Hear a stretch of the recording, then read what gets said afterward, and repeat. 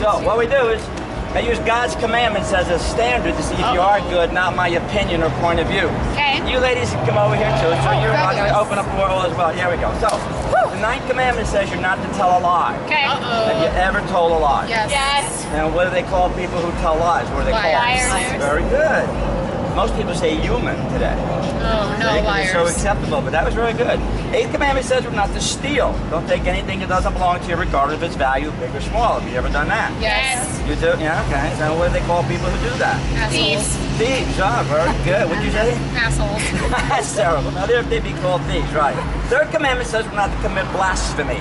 If you take a holy God's name and use like a 4-letter filth word, you like Ouch. take the name and discuss with the God in the vagina. Ooh, You yeah. ever done that? Yeah. That's called blasphemy. And here's the scary one. Not me. In the Bible, God says he will not hold that person guiltless who takes his name in vain. Think about it. It's very serious. You only have to break that one and you're in big trouble. Why don't we use Saddam Hussein or Adolf Good Hitler to point. swear when they're the bad guys? Good point. Why do we take a holy I'm God gonna that's change given us that. life and you take his name and you throw it down to the mud? Just so you can hang out with the guys you hang, that's what it really boils down to. That's it. That's one more with them. 7th commandment says you're not to commit adultery. But before he answered, Jesus said, if you just look at another person and you lust after them, you've already committed adultery with them in your heart. So did you ever look at another person with lust? Yes. Yeah. All right, I'm not going to ask Bradley your name. Cooper. But anyway, my name is Tom, but in your own admission, you're a bunch of lying thieves, blasphemers, and adulterers at heart. So it doesn't sound like a good person, does it? So No. some wacko, which you got a bunch of them tonight, drove up Yeah, here of and he course. wound up killing us. And right now you're facing a holy God. Right. How do you think God would find you based on those commandments? You think you'd be innocent or guilty in his eyes? Be honest. Innocent or Innocent or guilty in his eyes. You're broken. Guilty, We've but only done accepted. 4. Yes. We've only done 4. Yep. And 6 more to go. And I didn't ask you how many times Correct. did you lie, steal, or swear, or look with lust, right? Correct. I think of the compounding effect of being what? Innocent or guilty? What would he have to find you? Come on, be real. Yeah, guilty. Guilty. Just 6 months. And if you were guilty, then where would he have to send you? Heaven or hell? He'd still let me in. Huh? Forgiveness. So you Forgiveness. say forgiveness, or you're guilty Correct. but you're forgiven, and Yep. you're all going to agree with her?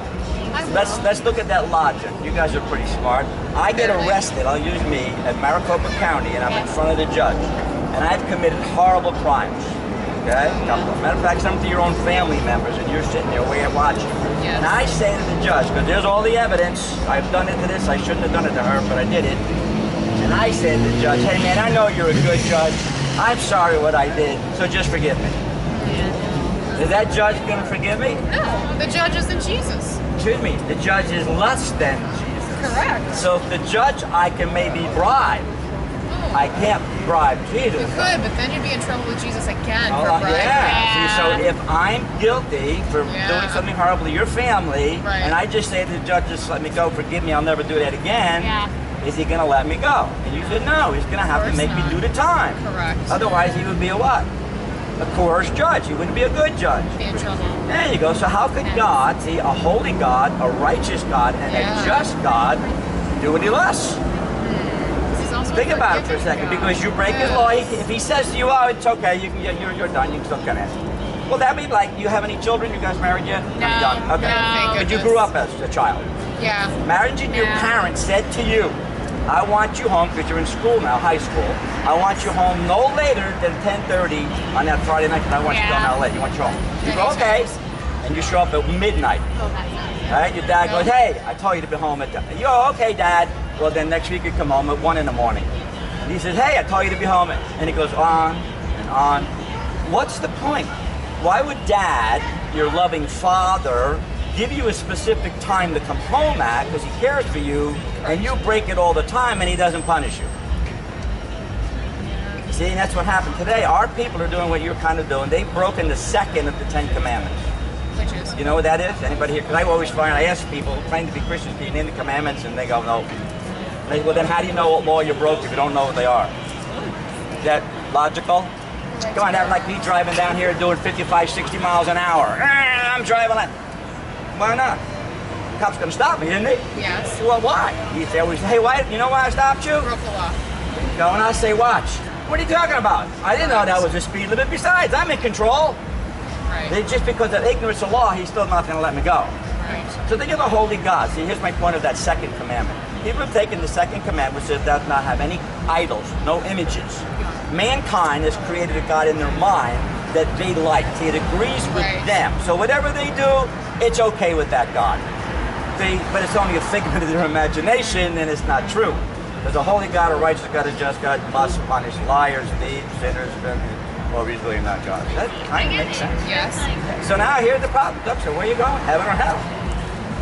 Be honest. Yeah, you'd have to say Okay. right? I mean, I wouldn't want anybody to go there. That's why I'm out here. Yeah, who's See, going I to even ask heaven? people, do you know what hell is like?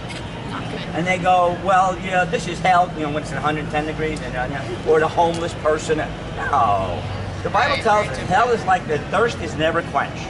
The worms never die, like being eaten alive with your worms. Just Right. total darkness in a lake of fire for eternity. Not a Makes fun me place. So does that concern you that it's a possibility based on your lifestyle? You could You're be right. headed that way. But you know what God did for you, so you wouldn't have to go to hell? He died for our sins. Oh, Muhammad. Sorry about that, but I can't.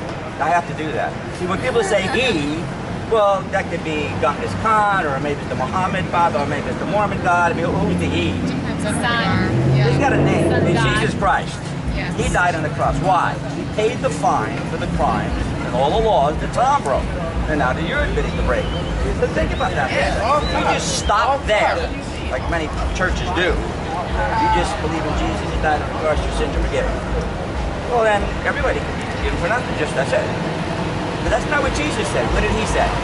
So Luke 13:3, Luke 13:5. He says, unless you repent, you will perish.